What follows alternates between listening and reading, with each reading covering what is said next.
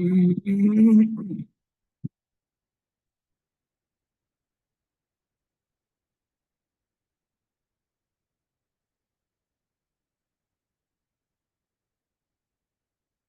میری آواز آ رہی ہے آپ کو؟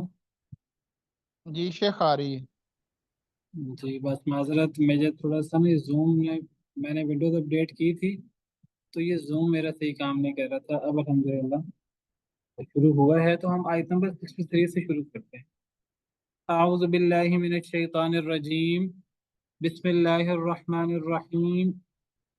ذالک یؤفک الذین کانوا بآیات اللہ یجحدون، اسی طرح بہکائے جاتے ہیں وہ لوگ جو اللہ کی آیات کا انکار کرتے ہیں۔ یعنی اس صورت مبارکہ میں اللہ تعالیٰ نے ان لوگوں کا بار بار ذکر کیا ہے جو اللہ کی آیات کے بارے میں جھگڑا کرتے ہیں، اللہ کی آیات کا انکار کرتے ہیں بغیر کسی دلیل کے۔ نہ ان کے پاس کوئی عقلی دلیل ہے، نہ ان کے پاس کوئی نقلی دلیل ہے، نہ کوئی لاجک، نہ کوئی منطق۔ بس وہ ظن و تخمین کی بنا پر، اپنے جاہلی حمیت کی بنا پر، اپنے آباء و اجداد کی اندھی پیروی اور تقلید کی بنا پر وہ اپنے موقف پر قائم دائم ہیں اور اللہ کی آیات کے بارے میں جھگڑا کرتے ہیں۔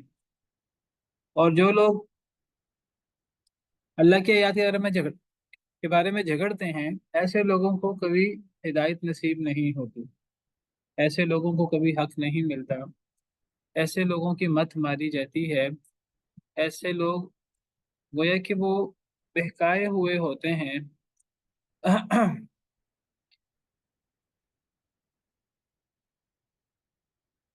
جس طرح مشرک گویا کہ اس کی مت ماری ہوتی ہے، اور مشرک شخص جو ہے وہ بڑے واضح دلائل کے باوجود اسے توحید کا مسئلہ سمجھ نہیں آتا، اور وہ توحید کے بارے میں شکوک و شبہات میں مبتلا رہتا ہے۔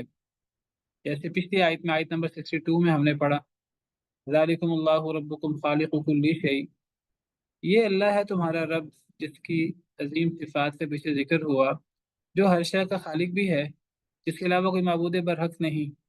تو اللہ تعالیٰ نے گویا کہ اپنی ربوبیت اور اپنی صفات بیان کر کے اپنی الوہیت ثابت کی، الوہیت کی توحید ثابت کی۔ اللہ فرماتے ہیں اتنے واضح دلائل کے باوجود توحید ربوبیت سے توحید الوہیت ثابت ہوتی ہے، پھر یہ مشرک کام بہک جاتے ہیں۔ جس طرح یہ مشرک بہک جاتے ہیں، اسی طرح اللہ کی آیتوں میں جھگڑا کرنے والے بہک جاتے ہیں۔ كذلك يؤفك الذين كانوا بآيات الله يجحدون، اسی طرح بہکا دیے جاتے ہیں وہ لوگ جو اللہ کی آیات کے بارے میں جھگڑا کرتے ہیں۔ بہکائے جاتے ہیں سے کیا مراد ہے؟ گویا کہ ان کو بہکایا جاتا ہے، یعنی اللہ کی طرف سے۔ کیا مطلب اللہ کی طرف سے انہیں بہکایا جاتا ہے؟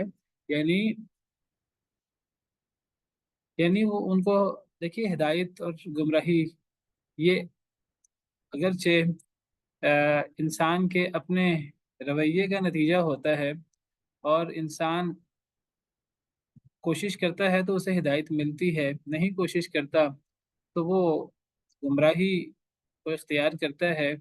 ایک حد تک انسان ان چیزوں کو اختیار کرتا ہے، پھر اللہ کی طرف سے انسان کے ساتھ ویسا ہی معاملہ ہوتا ہے جیسے انسان خود رویہ رکھتا ہے۔ تو جو بندہ ہدایت حاصل کرنے کی کوشش کرتا ہے، اللہ کی طرف سے اس کا سینہ کھول دیا جاتا ہے، اللہ کی طرف سے اسے رہنمائی نصیب ہوتی ہے۔ تو اور جو ہدایت حاصل نہیں کرنا چاہتا، تو پھر ایسے لوگوں کو اللہ تعالیٰ گمراہ کر دیتے ہیں۔ جیسے ان کا معاملہ ہوتا ہے، اللہ ان کے ساتھ ویسے ہی معاملہ کرتے ہیں۔ نولی ما تولی، جہاں وہ جانا چاہتے ہیں اللہ فرماتے ہیں ہم انہیں وہیں لے جاتے ہیں۔ تو ایسے لوگوں کو پھر اللہ گمراہ کر دیتے ہیں، ایسے لوگوں کی پھر اللہ تعالیٰ مت مار دیتے ہیں۔ تو گویا کہ پھر ایسے لوگوں کو ہدایت نہیں ملتی، پھر ایسے لوگوں کو بہکا دیا جاتا ہے، پھر اللہ کی طرف سے ان کے سینے بند ہو جاتے ہیں، ولیعذ باللہ۔ واضح ہے فیصل صاحب؟ جی شیخ بالکل کلیئر ہے سر، جزاک اللہ خیر۔ جی تو یہ جو مسئلہ ہے نا اللہ کی آیات میں جھگڑا، یہ چھوٹی چیز نہیں ہے، یہ بہت بڑی چیز ہے، اور یہ اکثر کفار کی طرف سے ہوتا ہے۔ لیکن دیکھیے کفار یہ کام کریں تو سمجھ آتی ہے کہ وہ تو کافر ہیں، وہ تو ویسے ہی انکار کرتے ہیں۔ لیکن اگر یہ کام مسلمان کرنا شروع کر دیں تو کتنا بڑا المیہ ہوگا۔ اور اللہ معاف کرے، بہت سارے مسلمان کہلانے والے بھی یہ کام کرتے ہیں۔ کیا کرتے ہیں؟ اللہ کی آیات کے بارے میں جھگڑا کرتے ہیں۔ اللہ کی آیات میں جھگڑا کیا ہے؟ یعنی وہ بھی ایسے شبہات کا شکار ہو جاتے ہیں کہ وہ شرک میں مبتلا ہو جاتے ہیں۔ وہ ایسے شبہات کا شکار ہو جاتے ہیں کہ نبی کریم صلی اللہ علیہ وسلم کی رسالت ہے اور نبوت ہے، تو یہ رسالت اور نبوت کا حق صرف نبی کریم صلی اللہ علیہ وسلم کا ہونا چاہیے، لیکن وہ نبی کریم صلی اللہ علیہ وسلم والا جو مقام ہے عصمت والا، اور بس آپ کی اطاعت غیر مشروط ہے، وہ آپ کی غیر مشروط اطاعت کا حق وہ اپنے ائمہ کے نام کو بھی دے دیتے ہیں، اور یہی مقام عصمت والا گویا کہ اپنے بڑوں کو دے دیتے ہیں۔ تو اسی طرح اللہ کی صفات غیر اللہ کو دے دیتے ہیں۔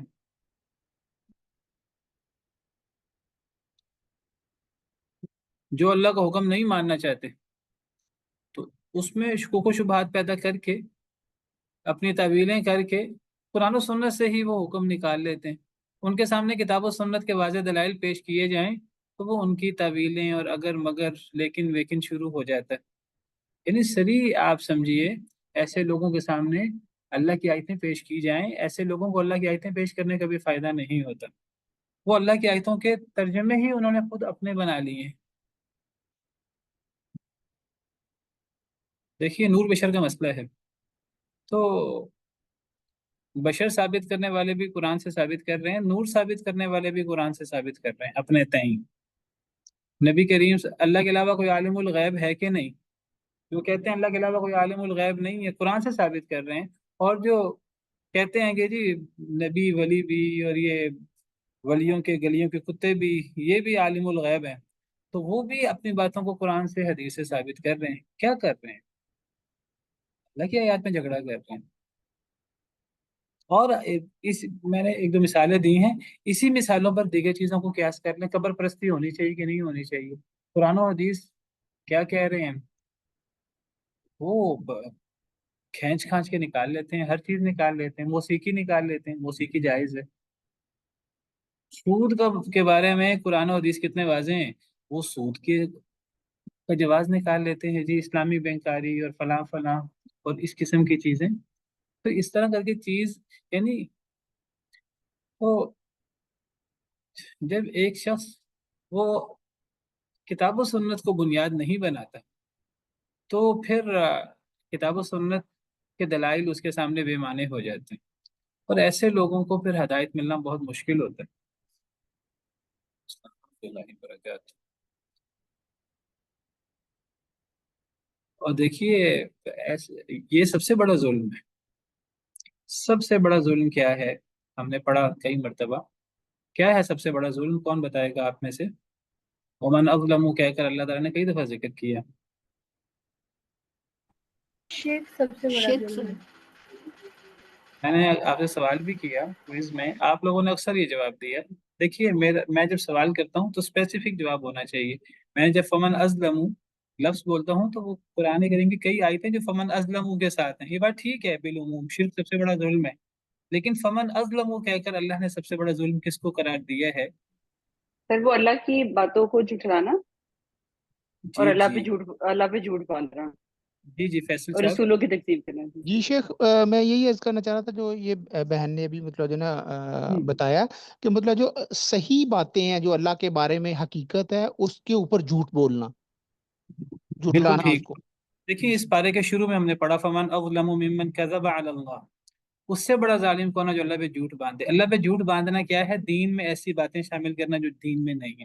دین میں کوئی ایسی بات شامل کی جائے گی جو دین میں نہیں ہے تو یہ اللہ پہ جھوٹ ہوگا، کیونکہ دین، شریعت سازی، دین کے بارے میں بتانا یہ اللہ کا اختیار ہے۔ جو بندہ اپنی مرضی سے دین کے اندر حلال حرام شامل کر دیتا ہے، دین کے اندر نئی چیزیں، بدعات، خرافات شامل کر دیتا ہے، وہ در حقیقت اللہ پہ جھوٹ باندھ رہا ہے۔ اور اسی میں کوئی بندہ نبوت کا دعویٰ کر دے، وہ بھی اسی کے اندر آ جاتا ہے۔ کوئی بندہ اس قسم کا دعویٰ کرے، ایک ہے اللہ پہ جھوٹ باندھنا، کئی جگہ پر اللہ فرماتے ہیں فمن اظلم ممن افترا علی اللہ کذبا، یہ اللہ پر افتراء ہے۔ اور اس پارے کے شروع میں ہم نے پڑھا جو اللہ پہ جھوٹ باندھے. اور دوسری چیز جس کی طرف میں اس وقت اشارہ کر رہا ہوں وہ کیا ہے؟ وَكَذَّبَ بِالصِّدْقِ إِذْ جَاءَ، سچائی کو جھٹلانا. اور دیگر آیات میں اللہ تعالیٰ اس کو کیا کہتے ہیں؟ فَمَنْ أَظْلَمُ مِمَّنِ افْتَرَىٰ عَلَى اللَّهِ كَذِبًا أَوْ كَذَّبَ بِآيَاتِهِ. سچائی وہ بھی وہی ہے، قرآن اور حدیث. اور اللہ کی آیتوں کو جھٹلانا، یہ اللہ کی آیتوں کو جھٹلانا ہے سیدھا سیدھا. کیا خیال ہے؟ یعنی جب کتاب و سنت کے دلائل بے معنی ہو جائیں، آپ کسی کو کتاب و سنت پیش کریں وہ اس کی من مانی تعویل کر لے، تو پھر کتاب و سنت کہاں دلیل رہے؟ جو آیت ہمارے موقف کے خلاف نہ ہو تو منسوخ ہوگی، جو صحیح حدیث ہمارے موقف کے مطابق نہ ہو منسوخ ہوگی یا معول ہوگی.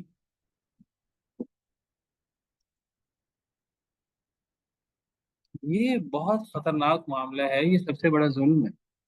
اور یہ جو لوگ اس رویے میں مبتلا ہوتے ہیں، یہ ایسے لوگوں کو ہدایت ملنا بہت مشکل ہے. ہدایت ملنے کے لیے، ہدایت کے لیے اپنے دل، اپنے اندر تڑپ ہونی چاہیے ہدایت کی، کہ اب کتاب و سنت کی ہر بات کو، قرآن کا حکم آ جائے میں سر جھکا لوں گا، حدیث آ جائے، میرا موقف حدیث ہے، میرا موقف قرآن ہے، چاہے وہ میرے میرے موقف کے خلاف ہو، میرے ماں باپ کے موقف کے خلاف ہو، میرے مسلک کے خلاف ہو، دنیا جہاں کے خلاف ہو. اگر قرآن کریم کی آیت کریمہ آ جائے گی تو ہم سرنڈر کر لیں گے، اگر حدیث مبارکہ صحیح سری آ جائے گی تو ہم سرنڈر کر لیں گے. جب تک یہ نیت انسان نہیں کرتا اس وقت تک بہت مشکل ہوتا ہے ہدایت ملے.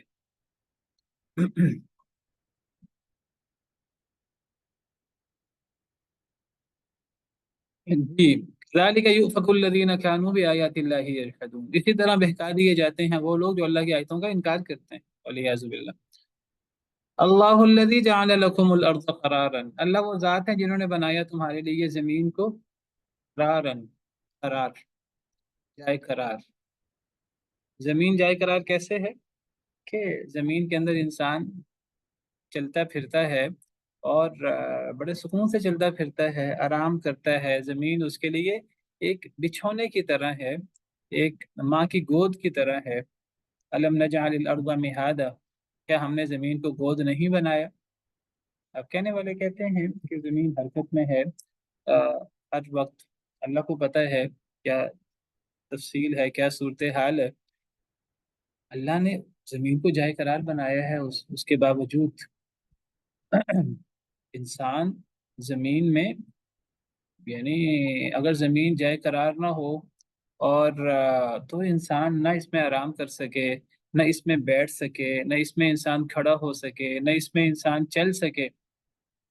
اللہ نے پہاڑوں کو گاڑ دیا زمین کے اندر، کہیں زمین تمہیں لے کے چلی نہ جائے.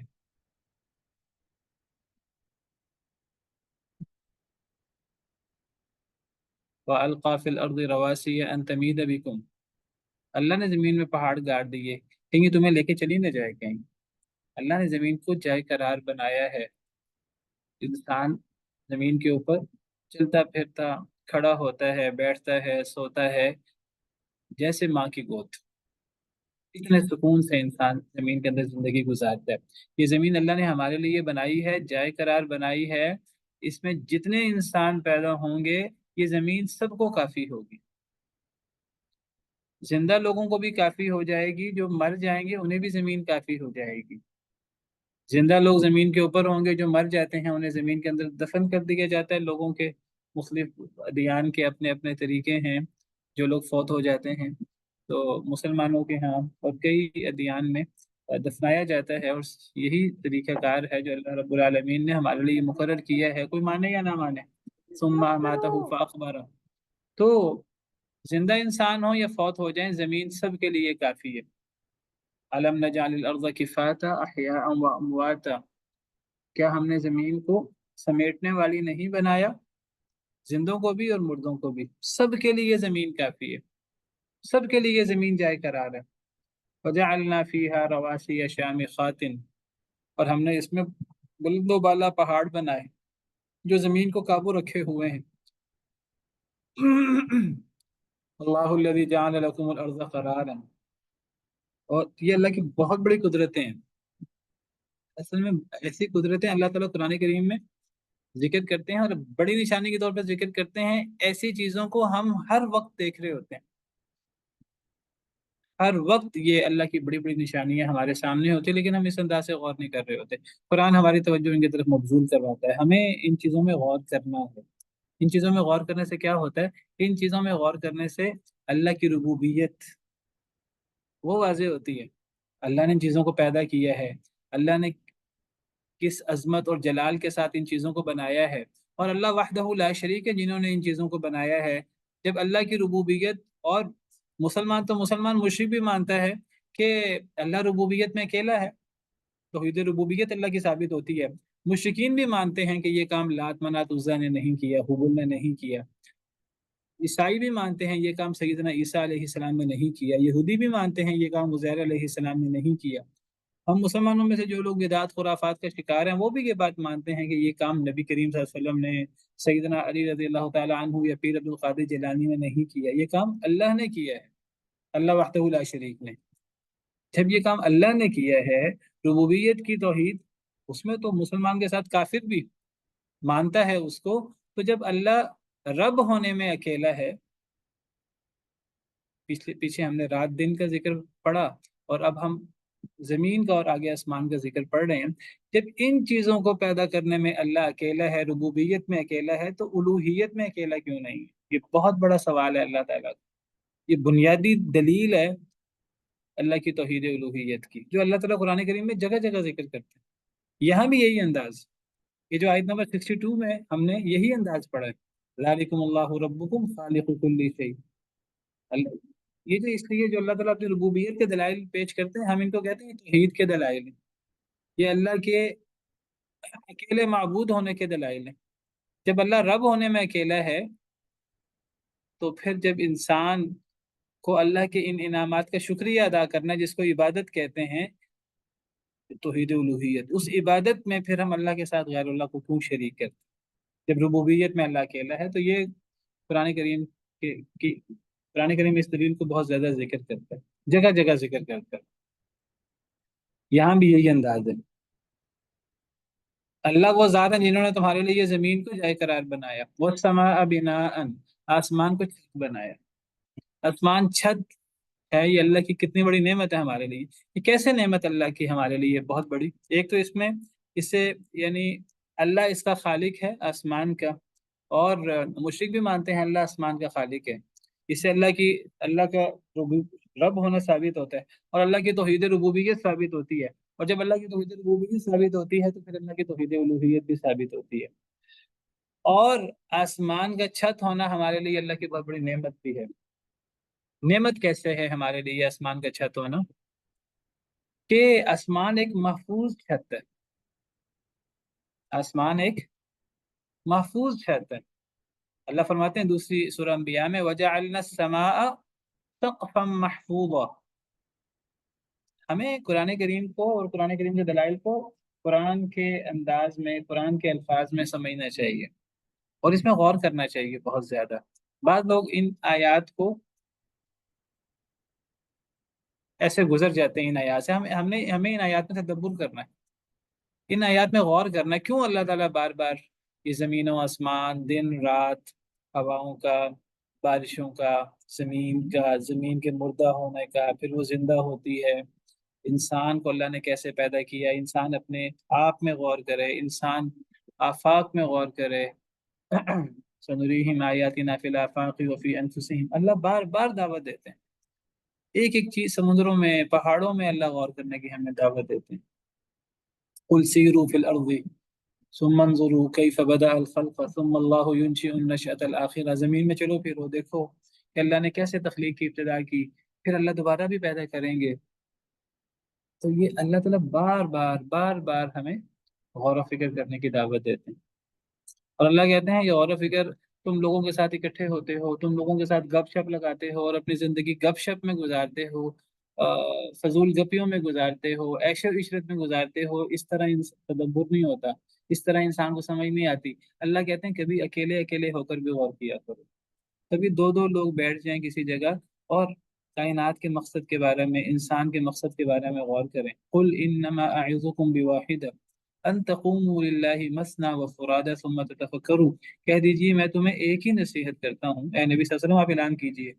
ये कुफ़ार मक्का ये अपने लहव व लाभ में मगन है, इनको कहें कि मैं तुम्हें एक ही नसीहत करता हूँ, अन तक़ूमू लिल्लाहि मसना व फुरादा, अल्लाह के लिए खड़े हो जाओ दो दो एक एक, सुम्मा ततफक्करू, गौर करो। गौर करो कि अल्लाह ने ज़मीन क्यों बनाई, अल्लाह ने आसमान क्यों बनाया, अल्लाह ने रात दिन क्यों बनाए, अल्लाह ने ये सारा सिस्टम क्यों बनाया, अल्लाह ने इंसान को क्यों पैदा फरमाया, सारे नबी क्यों आए, सारे इंसान क्यों आए, इस कायनात और ये जानवरों में अल्लाह ने जो जानवर खिला दिए, एक एक चीज़ में गौर करो। ये बहुत बड़े दलाइल हैं, ये बहुत गौर करने की बातें हैं और हमें इनमें गौर करना है। तो फरमाया वस्समा बिनाअन, कि अल्लाह ने तुम्हारे लिए आसमान को छत बनाया है। तो एक तो इसमें ये यानी आसमान इतनी बड़ी मखलूक है, इतनी बड़ी मखलूक है अल्लाह की, इतनी अजीम मखलूक है। तो ये मुसलमान मुशरिकों का भी कहना ये है कि आसमान को बनाने वाला अल्लाह वहदहू ला शरीक है। वला इन सअल्तहुम मन खलक़स समावाति वल अर्ज़, अगर आप इनसे सवाल करें ज़मीन और आसमान का खालिक कौन है, तो ये जवाब देंगे ला यक़ूलुन अल्लाह, ये कहेंगे अल्लाह ने पैदा किया है। तो जब अल्लाह ने पैदा किया आसमान को, तो ये जो माबूद बनाए हुए हैं लोगों ने, लात मुशरिकीन ने लात मनात उज़्ज़ा बनाए हुए थे, तो इन्होंने नहीं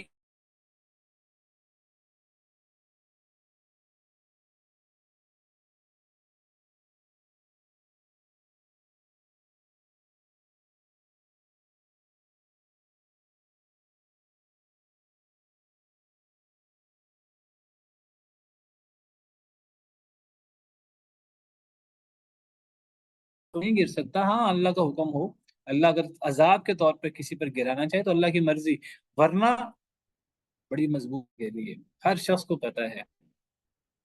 तो अल्लाह का कितना बड़ा इनाम है। अगर हमें डर हो हर वक्त, ये ये मसलन कोई छत हो हमारे सर पर और वो छत सलामत ना हो, वो छत जो है वो कमजोर हो, तो आप बताइए क्या कोई इंसान उसके नीचे बैठ सकता है? कोई इंसान उसके नीचे चल फिर सकता है, रह सकता है, सो सकता है उसके नीचे? इंसान को नींद ही नहीं आएगी उसके नीचे। तो अल्लाह ने आसमान को छत बनाया, और छत भी कैसी बड़ी महफूज और बड़ी मजबूत किस्म की छत। अल्लाह फरमाते हैं बार बार कि आसमान पे गौर करो, आसमान में ऐब तलाश करने की कोशिश करो। एक दफा नहीं, अल्लाह कहते हैं दोबारा देखो, सह बार देखो, बार बार देखो। सुमरजिल बसर कररतैन यनक़लिब इलैकल बसरु खासिअन व हुवा हसीर। अगर तुम आसमान में कोई रखना तलाश करना चाहोगे, कोई सुराख तलाश करना चाहोगे, कोई ऐब तलाश करना चाहोगे, अल्लाह कहते हैं एक दफा ना देखो, बार बार देखो। अगर तुम ऐब तलाश करना चाहोगे तो तुम्हारी नजर नामुराद और नाकाम वापस लौटेगी, हसरत के साथ वापस लौटेगी कि हम आसमान में कोई ऐब तलाश करें। कोई ऐब नहीं। तो ये अल्लाह की कारीगरी है, और ये अल्लाह वहदहू ला शरीक की कारीगरी है, और ये अल्लाह की जब रुबूबियत की तौहीद की दलील है, तो यही अल्लाह की उलूहियत की तौहीद की दलील है। वसव्वरकुम फअहसन सुवरकुम, उसने तुम्हारी सूरत बनाई। फअहसन सुवरकुम, कितनी अच्छी सूरत बनाई। ये अल्लाह का कितना बड़ा इनाम है। जानवर भी हमारे सामने हैं, दीगर मखलूकात भी हमारे सामने हैं। इंसान को अल्लाह ने क्या बेहतरीन सांचे में पैदा फरमाया है, सुब्हानअल्लाह व बिहम्दिही। और ये अल्लाह हमारी सूरत कहाँ बनाते हैं? रहमों में। हुवल्लज़ी युसव्विरुकुम फिल अरहामि कैफ़ यशा, अल्लाह वो जात है जो तुम्हारी सूरत बनाता है रहमों में जैसे वो चाहता है। फी अय्यि सूरतिन मा शाअ रक्कबक, ए इंसान, या अय्युहल इंसानु मा गर्रक बिरब्बिकल करीम, ए इंसान तुझे तेरे करीम और मुअज़्ज़ज़ रब के बारे में, मेहरबान रब के बारे में किसने धोखे में डाल दिया है? शैतान है जो हमारे पीछे लगा हुआ, जो अल्लाह के बारे में हमें बदगुमानियों में मुब्तला करता है, हमें धोखे में मुब्तला करता है।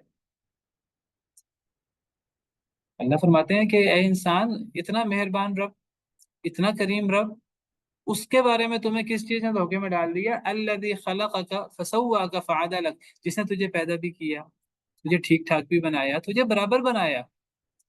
एक हाथ लंबा एक हाथ छोटा ऐसा नहीं होता, एक टांग लंबी एक टांग छोटी ऐसा नहीं होता, एक आंख छोटी एक आंख बड़ी ऐसा नहीं होता। ایک کان ایسا اور ایک کان ایسا، ایسا نہیں ہوتا، ہر چیز برابر. فعدلک، تجھے برابر برابر بنایا ہے. فی ای صورت ما شاء رکبک، جس صورت میں اللہ نے چاہا اللہ نے تجھے جوڑ کے رکھ دیا. ہمیں اللہ نے بنایا ہے، اور ہمیں اللہ کی تقدیر پر اور اللہ کی تصویر پر اور اللہ کے بنانے پر ہمیں راضی ہونا چاہیے. کون ایسا بدبخت ہوگا کہ جو اللہ کی بنائی ہوئی چیز میں اعتراض نکالے؟ اور پھر اللہ نے ہمیں بنایا کتنا خوبصورت ہے. اللہ قسم کھا کر فرماتے ہیں والتین والزیتون وطور سینین وهذا البلد الامین. تین کی قسم، انجیر کی قسم، زیتون کی قسم، وطور سینین، طور پہاڑ کی قسم، طور سینا. سیدنا موسیٰ علیہ السلام سے اللہ نے 2 دفعہ کلام فرمایا طور پہاڑ پر. اللہ نے تورات جیسی کتاب عطا فرمائی. طور کی قسم، وهذا البلد الامین، اور اس امن والے شہر کی قسم، مکہ کی قسم. 4 قسمیں کھائیں گی، عظیم قسمیں. اور پھر قسمیں کھا کر اللہ فرماتے ہیں اللہ کو قسم کھانے کی کیا ضرورت ہے؟ ہمیں توجہ دلانے کے لیے، ہمیں زور دینے کے لیے. اللہ قسم کھا کر فرماتے ہیں لقد خلقنا الانسان فی احسن تقویم. البتہ تحقیق ہم نے انسان کو بہترین سانچے میں پیدا فرمایا ہے.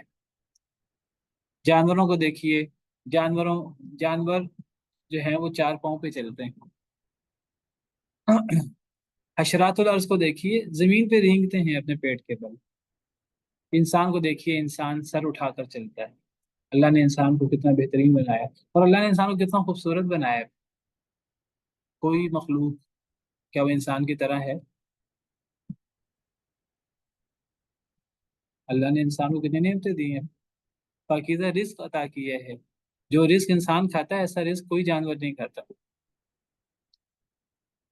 اللہ نے انسان کو دیگر مخلوقات پر فوقیت دی ہے، اور اس میں انسان کا ذاتی کمال کوئی نہیں ہے.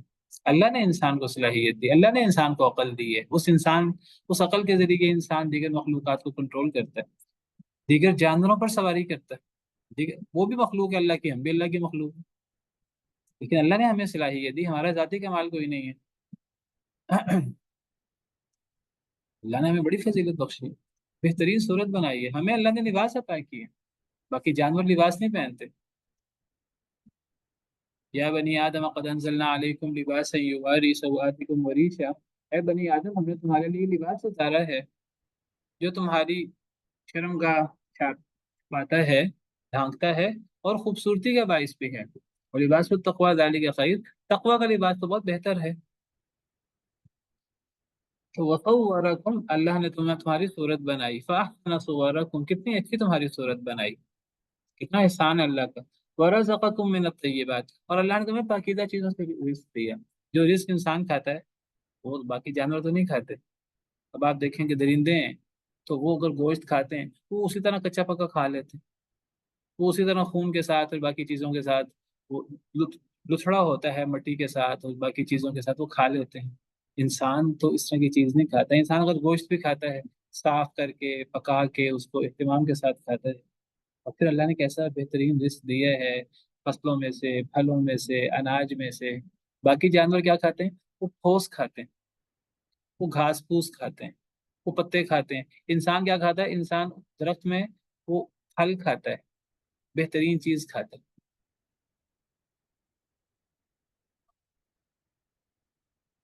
تو اللہ نے انسان کو پاکیزہ رزق عطا کیا ہے. ذالکم اللہ ربکم، یہ ہے اللہ تمہارا رب. تبارک اللہ رب العالمین، بس کتنا برکت ہے اللہ جو تمام جہانوں کا رب ہے. اللہ رب العالمین کے ہم پر کتنے احسانات ہیں. تو اللہ جو ہے یہ تمام جہانوں کا رب ہے. تو اللہ اپنی ربوبیت کی بات کر رہے ہیں، اور یہ آپ دیکھیں گے بار بار قرآن میں، پچھلی آیات میں بھی یہی ہے، یہاں بھی یہی ہے. اپنی ربوبیت کی بات کر کے یعنی گویا کہ اس سے اللہ کا رب ہونا اور اللہ کے رب والے اعمال، توحید ربوبیت ثابت ہوتی ہے. اور توحید ربوبیت ثابت کر کے اللہ کیا فرماتے ہیں؟ اللہ فرماتے ہیں تمہارے معبودوں میں سے کون یہ کام کرتا ہے. یعنی یہ چیلنج ہے اللہ کو. یہ سارے کام جو اللہ نے یہاں گنوائے ہیں، پیچھے اللہ تعالیٰ نے دعا قبول کرنے کی بات کی، پھر اللہ نے رات اور دن کی بات کی، پھر اللہ نے تخلیق کی بات کی، اب اللہ تعالیٰ زمین کی تخلیق کی بات کر رہے ہیں، پھر اللہ آسمان کی تخلیق کی بات کر رہے ہیں، پھر اللہ ہماری صورتیں بنانے کی بات کر رہے ہیں، پھر اللہ ہمیں پاکیزہ چیزوں سے رزق دینے کی بات کر رہے ہیں. پھر اللہ فرماتے ہیں رب تو یہ ہوتا ہے. جب رب یہ ہے تو مطلب کیا ہے کہ تمہارے معبودوں میں سے کوئی یہ کام کرتا ہے؟ نہیں، وہ ہمارے معبودوں میں سے کوئی یہ کام نہیں کرتا جو انسانوں نے معبود بنائے ہیں، اور مشرکین کو بھی اس کا اقرار ہے۔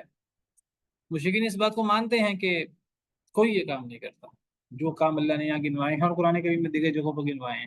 تو اللہ پھر فرماتے ہیں فتبارک اللہ رب العالمین، با برکت ہے اللہ جو تمام جہانوں کا رب ہے، اور اللہ اکیلا ہی تمام جہانوں کا رب ہے۔ کوئی لات کوئی منات کوئی عزا کوئی حبل، 360 بت جو مشرکین نے بنا رکھے تھے اور دیگر لوگوں نے جو بنا رکھے تھے، کسی کی یہ صفات نہیں ہے۔ اچھا جی، ثابت اس سے کیا ہوا؟ یہ تو مقدمہ ہے، اس سے ثابت وہ اگلی آیت ہے، هو الحی لا الہ الا ہو۔ وہ الحی ہے، ہمیشہ زندہ ہے اور ہمیشہ زندہ رہے گا، اور جو ہمیشہ سے زندہ ہے، ازل سے ہے، اور جو ابد تک رہے گا، الاول ہے، الآخر ہے، الظاہر ہے، الباطن ہے، اور اللہ وحدہ لا شریک ہی اکیلا ایسا ہے۔ جب وہ ہمیشہ سے زندہ ہے اور ہمیشہ زندہ رہے گا، تو اس زندگی کے ساتھ اللہ کی عظیم صفات ہیں جو اللہ کے ساتھ ہیں، وہ بھی ازل سے ہیں اور وہ بھی ابد تک، اور وہ صفات بھی اللہ وحدہ لا شریک کی ہیں، ان صفات میں بھی اللہ کے ساتھ کوئی شریک نہیں ہے۔ تو پھر اللہ فرماتے ہیں لا الہ الا ہو، اللہ کے علاوہ کوئی معبود برحق نہیں ہے۔ جب یہ ساری ربوبیت کی صفات اللہ رب العالمین اکیلے کی ہیں، کسی معبود کی نہیں ہے، تو عبادت کے لائق بھی وہ اللہ اکیلا ہی ہے۔ عبادت کے لائق اللہ کے ساتھ کوئی نہیں پھر ہو سکتا۔ اذان کے بعد میں بات مکمل کرتا ہوں انشاءاللہ۔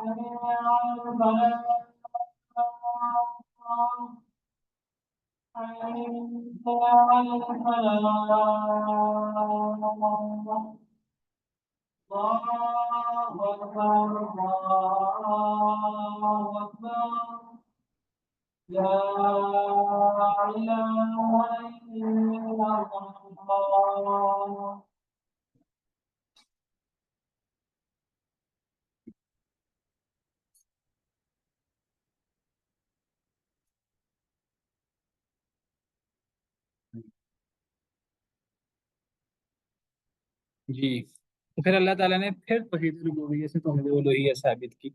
یہ بالکل ایسے جیسے پچھلے آیت نمبر 62 میں ہے، وہاں بھی یہی انداز ہے، ذالکم اللہ ربکم خالق کل شیء لا الہ الا ہو۔ یعنی اس صورت کا موضوع کیا ہے؟